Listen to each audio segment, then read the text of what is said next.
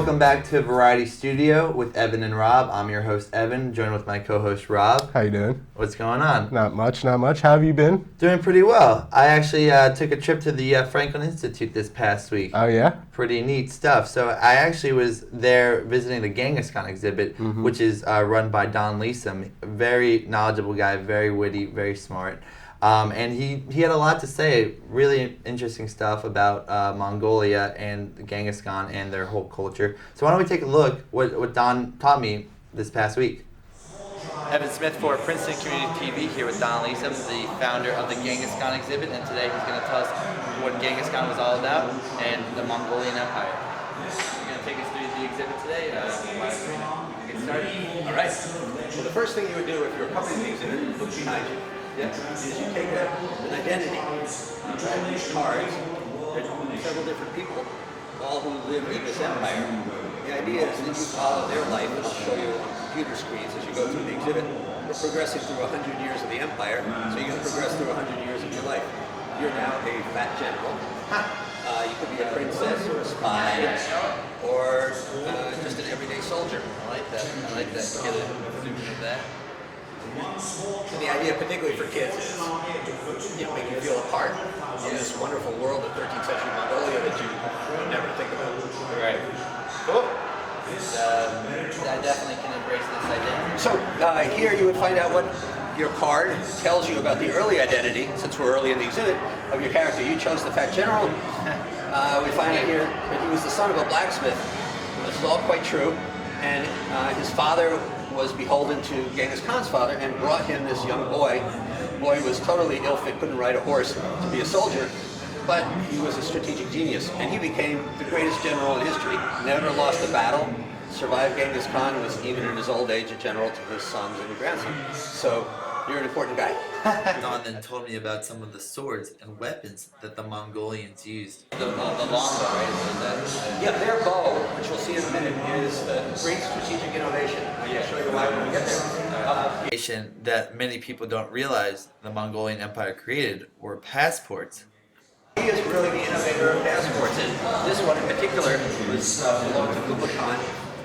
The script on here, which would be indecipherable, and one person in the Western world can read this. This is a language that Kublai Khan tried to spread through his empire, like Esperanto in the 1930s, trying to make a worldwide language. And what it says on it, if you were to translate it, is, I am the emissary of the Khan, if you defy me, you die. So it's harsh, strong words. Yeah, but it works. Lessim says that Genghis Khan isn't the barbarian we perceive him to be. Just got to rewrite it, and now we talk about him being barbarian. In truth, he was a huge civilizing influence who brought all these innovations to the West. Lessim then showed me the territory that the Mongolians conquered to become one of the greatest empires of all time. He starts with a tribe of a few hundred people. He never had an army larger than 100,000, yet the empire goes from the Pacific to Vienna. Lessim then explained why he's so fascinated with Genghis Khan. I mean, Genghis is not only mysterious, he's a total puzzle.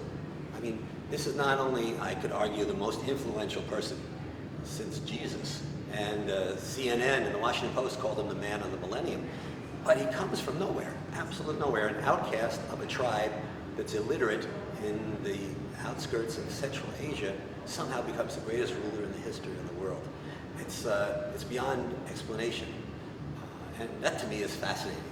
Yeah, absolutely. And yeah, just the backstory and just what he's contributed to society. If you just speak about that a little bit more again, just Sure. You cannot underestimate the influence that he had upon the world. In every single aspect of daily life, if you carry paper money, that's because of Genghis Khan. Maybe the eyeglasses you wore, the fact that you wore pants, so much of what you eat, a lot of fruits. Right. Were brought from Asia. So, it's incalculable, really. It's hard to imagine what life would actually have been without Genghis Khan. Lessim wants people to know a very important message about Genghis Khan. Not just that he wasn't a barbarian, but that a key to modern life is that we had this Genghis Khan. So Don had some really interesting things to say about Genghis Khan. He actually tells it that Genghis Khan isn't the person or barbarian that we make him out to be. So really interesting stuff. I took a lot away from the Franklin Institute this past week. Very nice. So why don't we move on to football? Why don't we start in the area and then we'll go out to the NFL. But we'll say right here in Princeton, the Tigers, they've been doing pretty well of late. They're 5-2. 2-2 in the conference. They just beat Cornell, and they had a tough loss against Harvard. We've been going to a couple of the games. What have you seen out of the Tigers this year? This year, I think they've looked great at home. They beat Cornell. They did have a tough loss to Harvard Brown last week, but I think they really bounced back this past week against Cornell. Joe Radigan played great. A number of other guys on the team.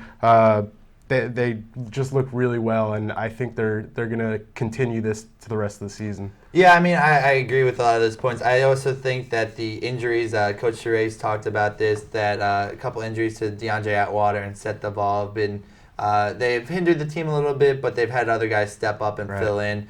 And also, Chad Knopf has been playing extremely well. I like that they have a dynamic quarterback. They've been doing a lot with that. So he's been great. He's very versatile. He can run, pass. He does it all. Yeah, he's really good in the couple games we've seen him. So great stuff out of him. Why don't we take a look at? We've been going to a couple of the games. Why don't we take a look at what Coach Therese and Coach Therese and Chad Knopf had to say when we interviewed them. Smith for Princeton Community here with Chad Knopf. Great game today, Chad. What were the keys to victory? Big win tonight. I would say our offensive line. Honestly, the first drive we ran the ball down the middle all the way down. They're a veteran group and they're really good, and it shows. Yeah. You had quite a game passing. Can you talk to you said the offensive line held the blocks, but what about the guys, the receivers? How did they do their part? We got really good receivers. I mean, John's, even when he goes in as a quarterback to a receiver, he's a really good player. And then when you have that much time to throw, I don't think I've been sacked in 2 games, so. Yeah, we're gonna throw the ball well. I got to throw the ball better, honestly. Yeah, well, so you, what do you guys work in practice like to get to improve upon passing and different aspects of your game? We throw routes every day. We do 7-on-7 every day. So I just need to make sure that I'm throwing the ball on his chin. That's a big thing for us. So I got to keep doing that. You guys seem pretty on the same page with a lot of your receivers tonight. Talk to me about that a little bit. Yeah, I mean, I feel I've thrown with them for a good amount of time this summer. Trevor's been in my grade. Seth, hopefully he's all right. I mean, he's a 5th-year senior. He's an awesome player. Isaiah, Scott, and we got a lot of good guys. And the running game opened up a lot of the passing lanes today. Yeah, so talk to me a little bit about that. Yeah, absolutely. I mean, it's easy to play quarterback when we run the ball like that, and I only have to throw a couple passes to score a touchdown. It's awesome. So big win tonight. How do you take this win moving forward? I mean, we just got to keep it going, keep practicing hard, and keep winning games. All right, thanks a lot, Chad. Appreciate it. Well, that's all. All right, Coach, big win tonight. What were some of the keys to victory tonight? Well, I thought our effort was tremendous. I told the guys in the locker room that they played so hard, and that overcame some of our mistakes. We caused 4 turnovers in the second half, and that kept us going that way. And obviously, we had some really quick touchdown drives. The 2 at the end of the first half were really meaningful and got us up at a decent lead. Yeah, and when things like that happen, you guys taking the ball away and scores before the half, how big of the momentum, how does that carry on? We try to tell our guys not to worry about momentum, just play the next play because, they had 13-10 lead. We didn't panic. Let's get our, adjustments, let's meet, let's do what we need to do, and then let's go play hard. And let's execute the plays that we're planning on running. And you guys had great play on both sides of the ball tonight. Great effort out of your quarterback, Chad Knopf, and just overall, just everyone. Yeah, I thought we executed for the most part really well. We had a couple series in the third quarter that were disappointing offensively, where we needed to get first downs. Our defense had scored and get back on the field, and you could sense that we needed to get the ball moved. And we really started the fourth quarter and got on a really good rhythm. So Coach Therese and Chad Knopf had some interesting things to say there. We saw some great highlights. And so just real quick, I want to mention that their defense has been playing pretty well. Anthony Gaffney and a couple of those guys, they've been forcing a lot of turnovers in the last few games. But speaking of defense or lack thereof, why don't we turn to the Giants game versus when they played the Saints this past weekend. It was a shootout. Drew Brees threw for 7 touchdowns. Eli threw for a handful himself. What did you see in that game? That was a really interesting game. Drew Brees throwing for 7 touchdowns, and I believe Manning threw for 6 touchdowns, 3 to Odell Beckham. I mean, their defense was non-existent that game. It was all offensive push on both sides, but it was a tough loss for the Giants in the end. They ended up coming up short, I believe. Yeah, they came up short 52-49, and they lost on that field goal. But they, they're actually still in the thick of things. They have a 4-4 record. 4-4 record. And actually, they're first in the NFC East with a 4-4 record, which is not too good. Yeah, I mean that's doesn't say that's unlike the NFC or the NFC East, where you get most of the teams in there. They usually have a top record. They're going to become above 500 most of the time. Right. And we've seen in a couple of years past where the Cowboys or a few teams have won the division with a maybe 9-7, 10-6 record. So it always varies year to year, but this year it's one of those down years for the NFC East, certainly. So the New York Mets just lost a tough World Series, but they made a great run at the championship. What did you see in this series? It was a really, really tough series for the Mets. They looked good coming into it. In the last game, Harvey, he was great. He pitched into the 9th, I believe, and from there, they just couldn't hang on, and it was a really tough loss for them. Yeah, I mean, they made a great run all through the postseason. Daniel Murphy was hot, had 6 consecutive games with a home run. Which started in LA and then continued on into Chicago, and he was fantastic. But then when the World Series came, he made a couple errors. His hitting just diminished, and he was not the same player as the previous 2 series. But and Cespedes, he was great the previous month, and he just did not step up the way that they expected him to. But overall, great team effort. Their pitching was fantastic leading up to it. Their starting pitchers pitched great in the World Series, but then they blew leads late. Like you said, Harvey pitched 8 really strong innings, and he was he's great. But tough decision for Terry Collins. Matt Harvey wanted to stay in that game, and Collins he went with he went with his heart, and he didn't necessarily go with his gut instinct, which was to put Familia in that last inning. So the Royals, all props to them. They kept coming back. They were resilient, and they found ways to win every time. So props to them. But great run for the New York Mets, and I think they have the foundation to make another push next year. That's it. Let's turn to boxing. So a lot going on in the world of boxing as per usual. Rob, there was a good fight not too long ago. We talked about it on the last show. Gennady Golovkin versus David Lemieux. Pretty intense fight. Pretty good stuff. What did you see out of that? We called it from the last show, I believe. I think we said there was going to be a knockout from Gennady Golovkin in the later rounds, 7th to 8th round, and that's exactly what happened.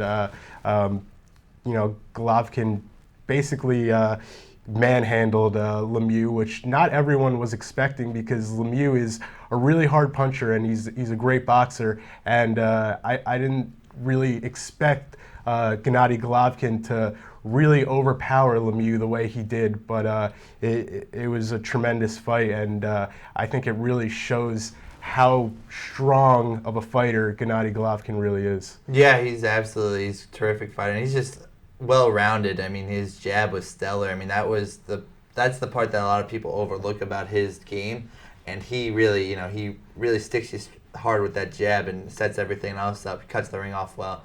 A lot of power, so tough guy. Real quick, why don't we go over to Andre Ward? I want to talk about him because he's a top pound-for-pound fighter. He was number 2 in the world for a long time, right behind Floyd Mayweather.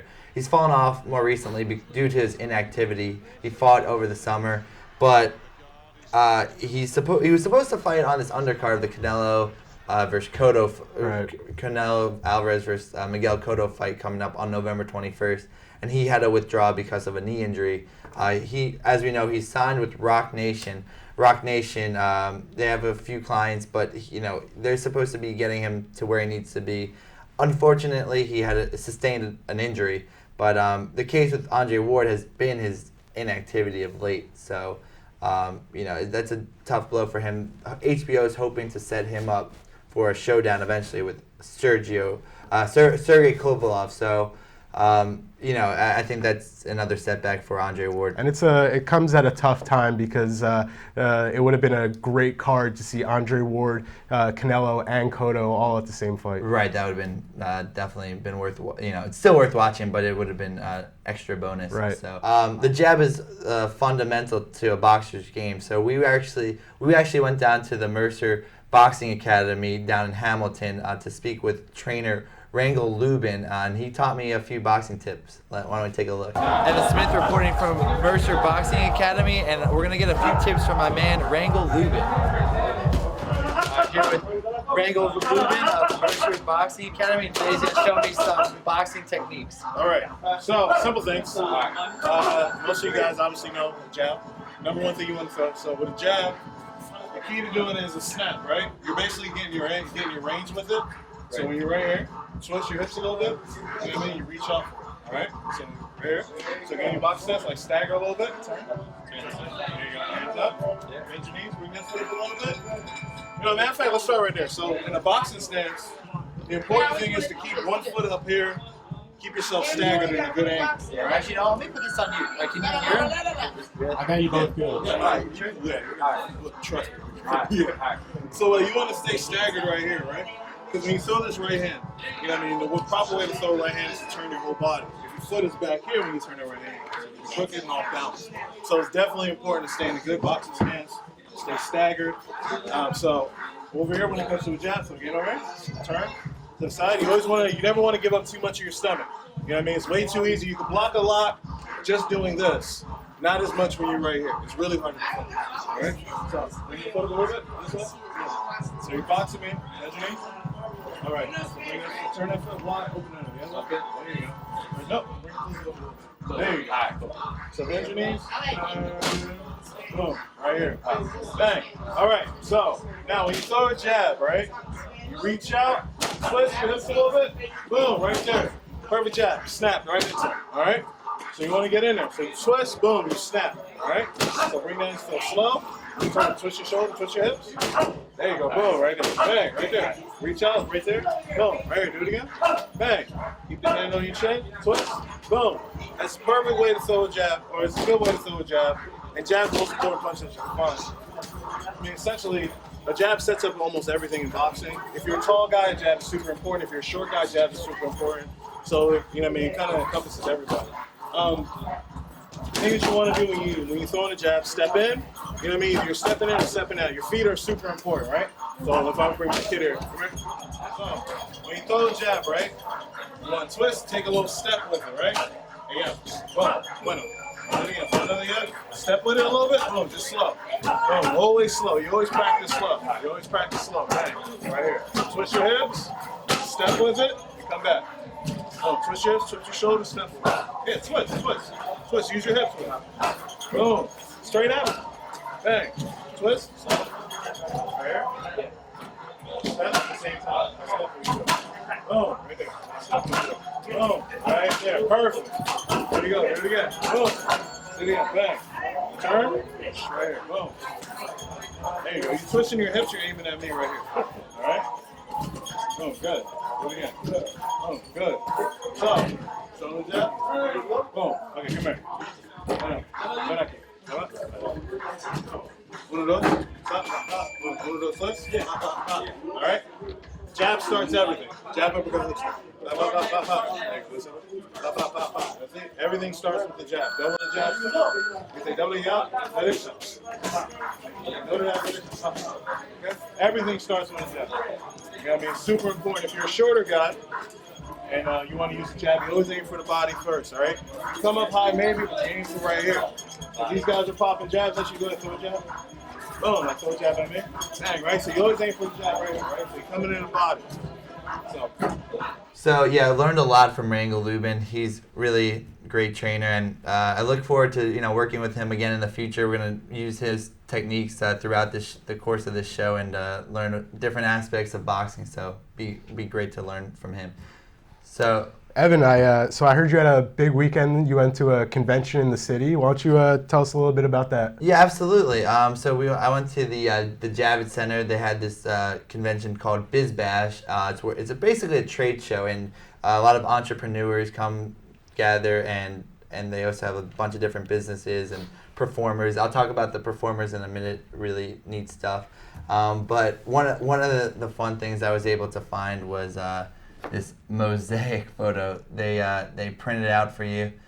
You choose the different backgrounds, and they come together. I think I chose like a bunch of different government buildings. It looks like. Yeah, I see the Washington Capitol and the Washington Monument.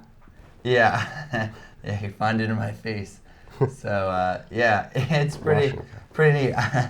Yeah, it's a bunch of different landmarks. That's essentially what it is. They see the Taj Mahal in here and the pyramids. So pretty cool stuff. But I also want to, that was one of the neat things I found. But I also found this really neat product. I'm gonna grab it here real quick. It's called the Catch Box. It's kind of pretty cool looking, right? So the Catch Box here, I ran into these guys at the convention. They let me to borrow one. Yeah, it's not. What do you think it is? I don't know. A little chair? I have no idea. Yeah. Well, no, it's actually a microphone. So it's actually, it's really interesting. It's the first of its kind. These guys from Finland created this. They were students, and they felt that there should be a more fun way to have a microphone. That's essentially what their thought process was. And they said, they got together with a couple friends and they designed this, and it's kind of cool. It's different flat. It's like a different mic. This is essentially the microphone flag here. It comes in different colors, and you just talk into it. So for example, testing 1 2. Yeah, essentially what it is. So it's actually great on the universities and different events. You can throw it around, and it's pretty cool. I talked to one of the CEOs of the product, and let's hear what he had to say about it. Peter of Catchbox. Tell us a little bit about your product. It's pretty cool looking. So this is the world's first throwable microphone. So for audience engagement purposes, normally what you do is you take one of these guys, pass it around the audience, from one person to another. That's fine, but it's really not, the best way maybe to break the ice or, engage. So what we did is we designed a microphone for that purpose, and this is for the audience, for groups of people. So instead of passing it around, this one can be thrown from one person to another. So it's like a little sports game you got going. Yeah, definitely. It's a lot of fun. I mean, it's really engaging. Gets people talking, breaks the ice. Yeah, a lot of fun. How did you guys come up with this idea? I guess we were, as students, we were sitting in the audience quite a lot, and we realized that, hey, this is really like a pain point when, a professor or whoever, asks any questions, and no one really wants to participate. So we were thinking that, there must be a better way of doing this. Came up with the idea. Yeah. So that's pretty cool. So you you said parties, but also maybe universities or lectures. Where do you see this going? The most obvious one is definitely event industry. So there's a lot of clients, meetings, larger conferences, seminars, all that. But education is another really a growing one for us. So universities and even elementary schools are starting to get really excited for gym halls and all sorts of applications. Do you think I could use this as a reporter? Does this work? I mean, is this too goofy looking or? Yeah. Yeah. But the good thing is that you can customize it, so you can put your own. It's like a mic flag, like this guy right here. Right. So you can put your own logos on it, customers' logos and sponsorship stuff on it. Okay. Yeah. I mean, that's pretty neat. So how long have you guys been doing this? So we started around three years ago, but it took us something like 1.5, 2 years to get the product into the market. So making a hardware product is pretty challenging, but now we're there, and the product's been out for about a year. It's starting to catch up really big in Europe, and now we're here in US, promoting and making the awareness. It's really starting to hopefully catch up here soon as well. And so there's nothing else like this on the market, right? No, we're the first and the only ones doing it. But yeah, so that definitely a really neat product, pretty cool. And they were actually offered to be on Shark Tank, but they turned it down. They felt that their product was just fine in their own hands. So I think that says a lot. Props to them. Yeah, definitely.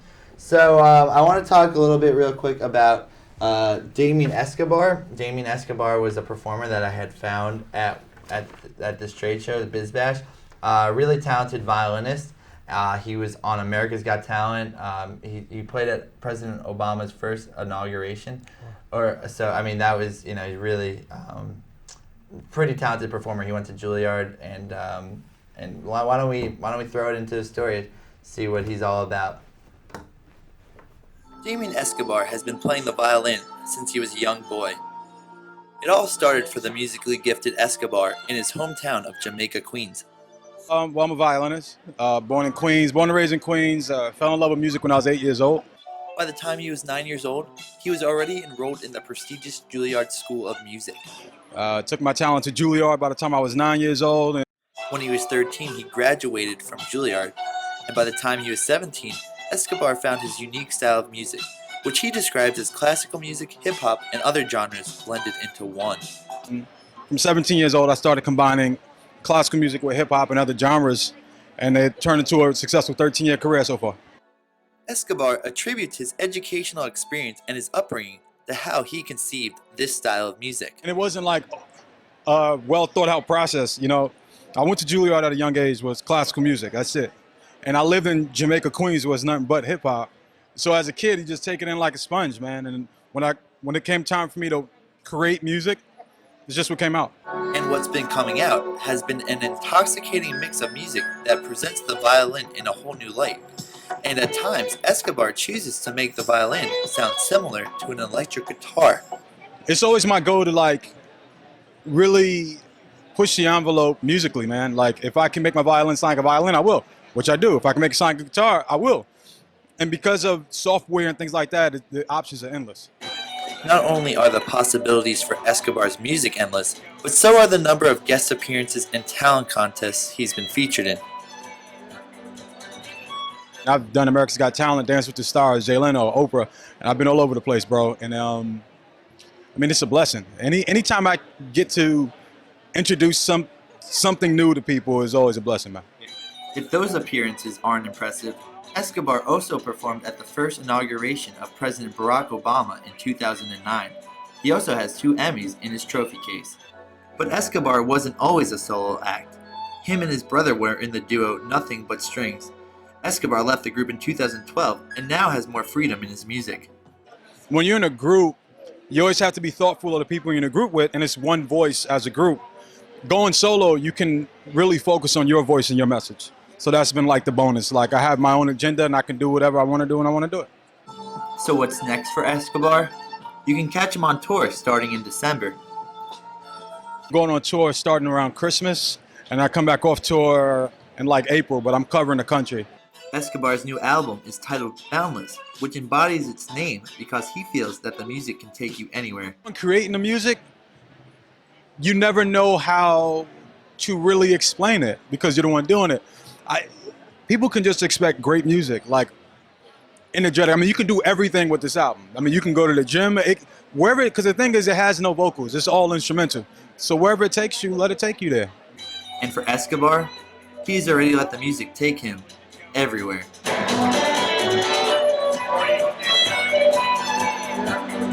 So that's going to do it for this week's episode of Variety Studio. We hope to see you next time.